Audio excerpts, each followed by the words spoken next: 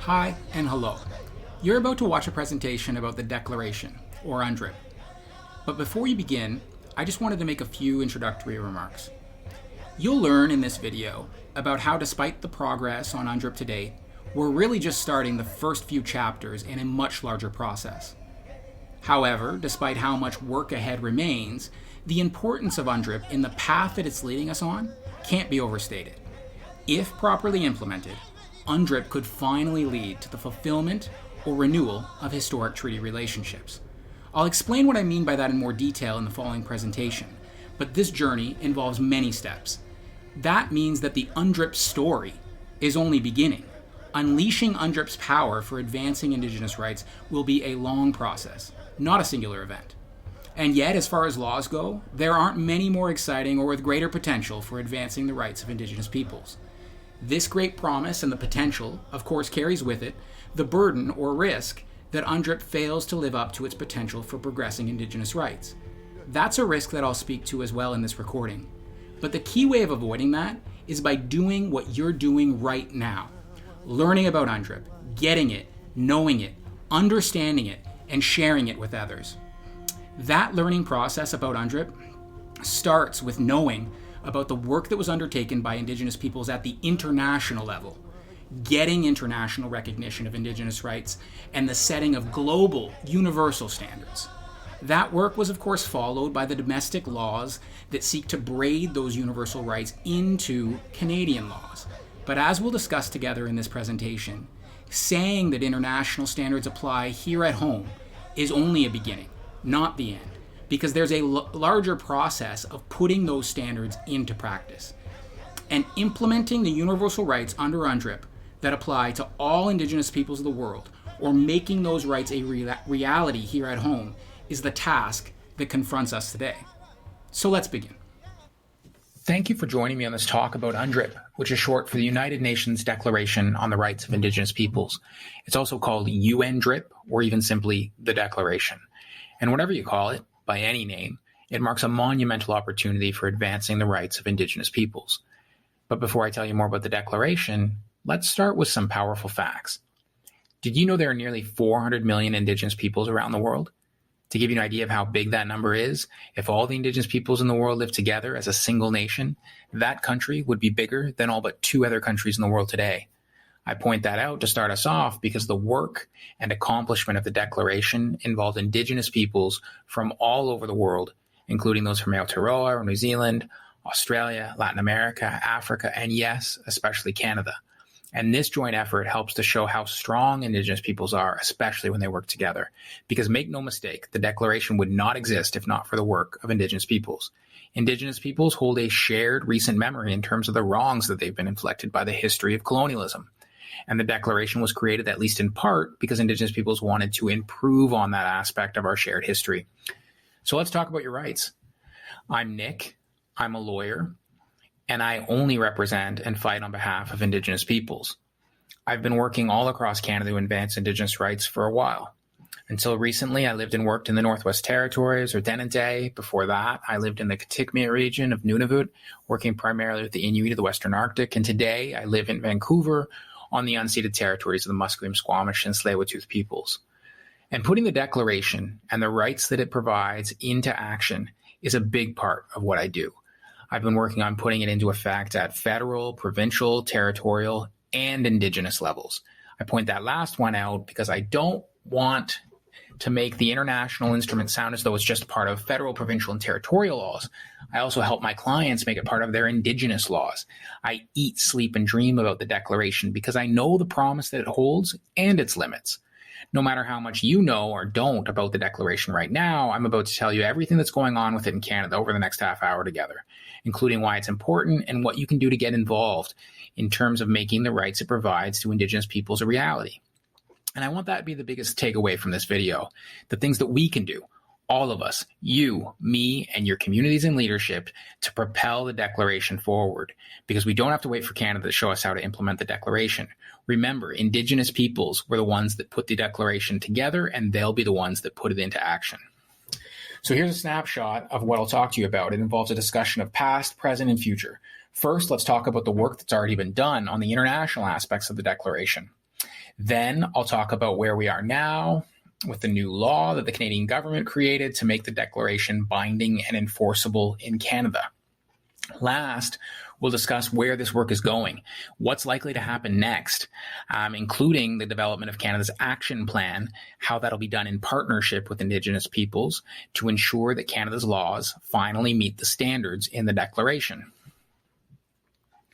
So, UNDRIP, what is it? The Declaration is a short document laying out best practices that countries should use to protect and advance the rights of Indigenous peoples. It also sets up a framework of minimum rights that Indigenous peoples worldwide need to survive, live with dignity, and be healthy and happy.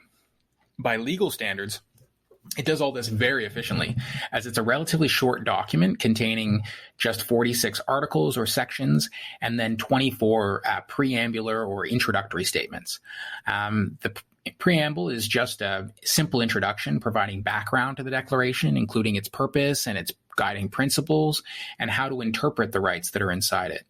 But the individual articles, the nearly 50 of them, they're the actual beating heart of the Declaration, each setting out the specific rights that it identifies. In total, it's not long, maybe 20 pages or less.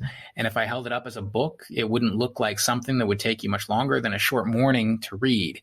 But as we'll discuss, its scope and its possible effects are huge, massive, and if implemented fully, they could be potentially transformative. And this is mainly because the rights it recognizes for Indigenous peoples go beyond those currently recognized in Canadian law. They have the potential to raise the standards of Canadian law. So we just discussed a bit about what the Declaration is and why Indigenous peoples created it and fought for its recognition. Now let's talk about when it started and how it evolved at the international level. As mentioned, it was Indigenous peoples that went to the United Nations and asked for an instrument recognizing their rights, not Canada or any other country. The Declaration is not a Canadian idea. It's an Indigenous one. Equally, its start was at the international or global level, not the domestic. And Indigenous peoples began the work of achieving global consensus on their rights in the 1970s, starting at the highest of levels, going directly to the United Nations Assembly, which is like the world's parliament. And even though the United Nations is made up of about 200 countries and only countries have a vote in its parliament, Indigenous peoples were directly involved in every step of making the Declaration. They were the ones in the back room drafting, and they were in the Assembly watching the votes for member states. And it's because of this tireless work by Indigenous peoples that the Declaration was finally approved by the United Nations General Assembly in 2007. But this background about the Declaration always leads to two big questions. One, why did Indigenous peoples start at the international level, not the domestic? And two, what happened over those 30 years? The approach of starting at the international level made a lot of sense to Indigenous peoples because of the long history of colonial governments around the world dispossessing Indigenous peoples of their lands and their resources under phony doctrines such as terra nullius or doctrine of discovery. Fighting this together at the international level benefited all Indigenous peoples, wherever in the world they were, because it acknowledged that there exists a shared history from colonization and its related impacts. And the Declaration expressly condemns all forms of discrimination against Indigenous peoples. Settler societies around the world were founded on white supremacy, colonial oppression, and the erasure of Indigenous peoples. The Declaration recognizes that ending this is vital to reconciliation or the beginning of a new relationship. But it took a lot of hard work and compromise to get to that point. Over 30 years, starting in the 1970s and 80s, the Declaration began and a draft was mostly finished by Indigenous peoples as early as 1995. Yet it wasn't officially approved internationally until 2007 or 12 years later. And this was after a significant period of conflict in 2006 and 7, where concessions and compromises were made. More, even then, there were some notable countries who refused to adopt it, namely the four amigos, New Zealand, Australia, the United States, and yes, Canada. All, of course, share in common their status as colonizer states that are 100% situated on Indigenous lands, and none of which wanted to recognize Indigenous rights in the Declaration because of their status as colonizer states, but Indigenous peoples prevailed.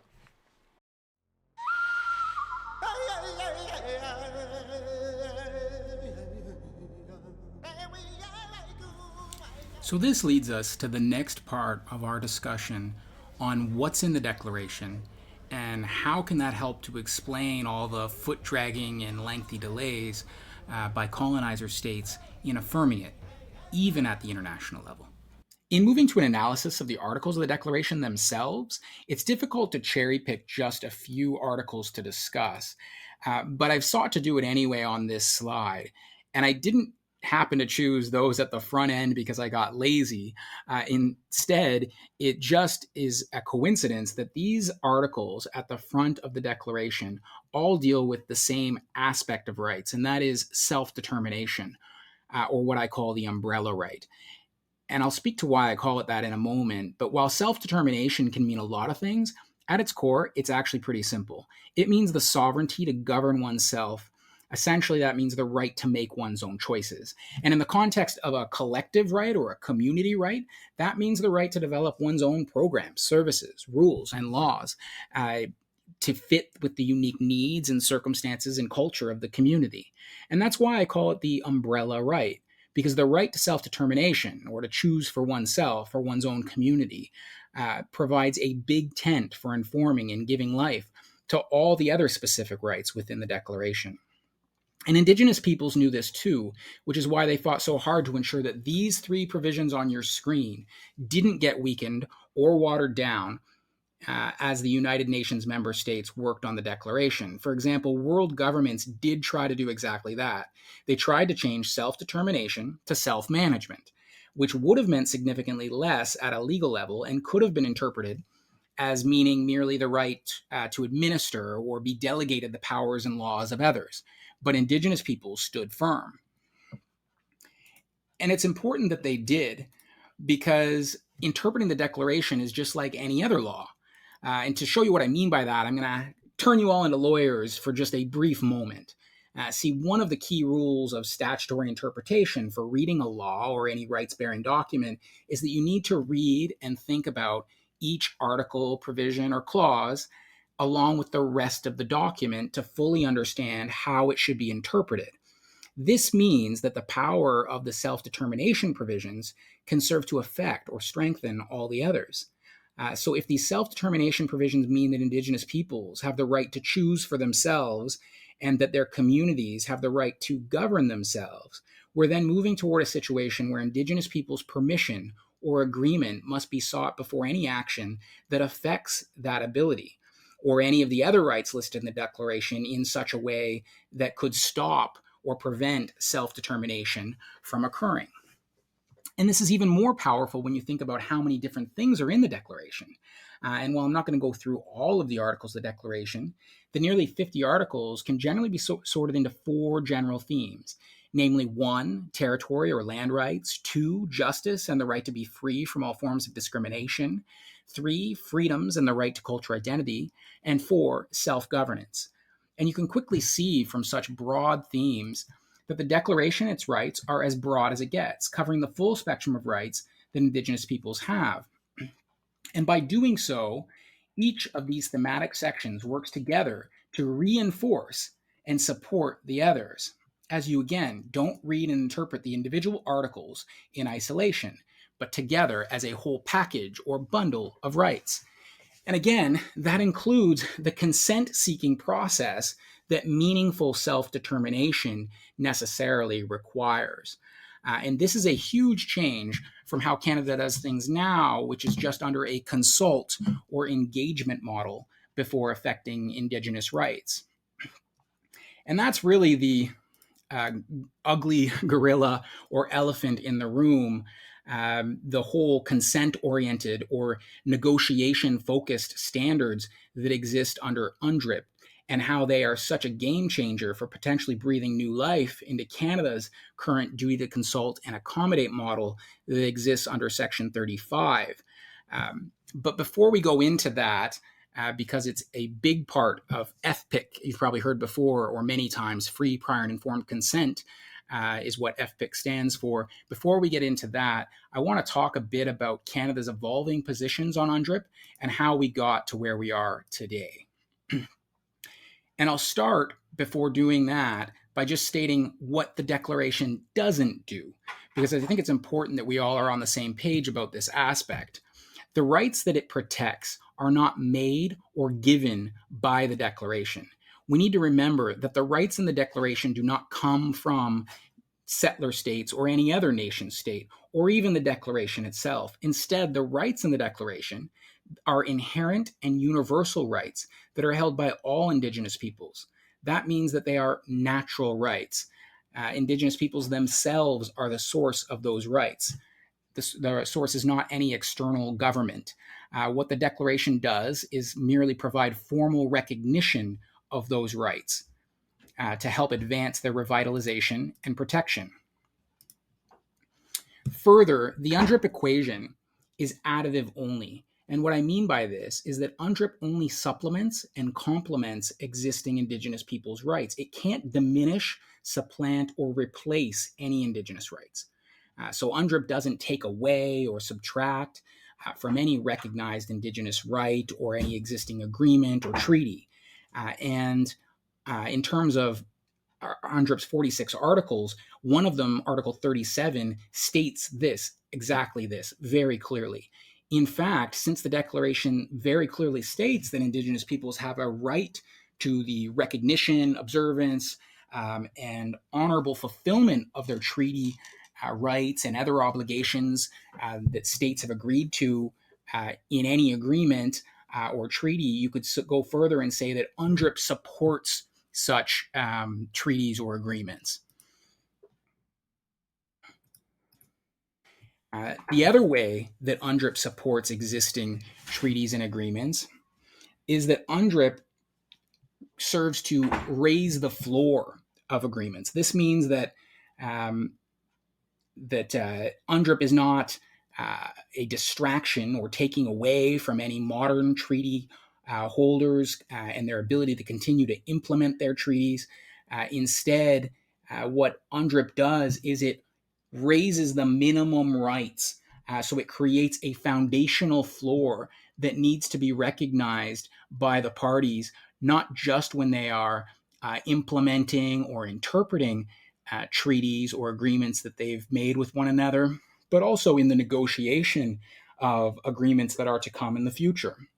So in that way, UNDRIP provides a foundation for the minimum standards and interpretation that is to be given to treaties and other agreements between Indigenous peoples and nation states. So UNDRIP is a foundation and floor to ensure how states and Indigenous peoples implement their relationship with one another to ensure that it's based on upholding rights in a way that braids the coexistence of Indigenous laws with nation state rights, doesn't replace Indigenous laws or seek to extinguish Indigenous authorities. And this is important to point out because Canada has a very different history than this. We have a long and ongoing history in Canada of seeking to use treaties to extinguish Aboriginal rights at the same time that Canadian treaties recognize rights. So this language of cede, release, and surrender that exists not just in the peace and friendship historic treaties, but also modified versions of the same extinguishment language is found in all modern treaties in Canada as well. And it's important to note that these types of clauses do not adhere to the minimum standards for Indigenous rights protection that's found in UNDRIP. Because ultimately, the minimum rights found in the Declaration go above and beyond those that are found in existing Canadian law. To be clear, Canada's current constitutional law, including court decisions and even treaties, don't meet the minimum standards of the Declaration, at least not in all respects.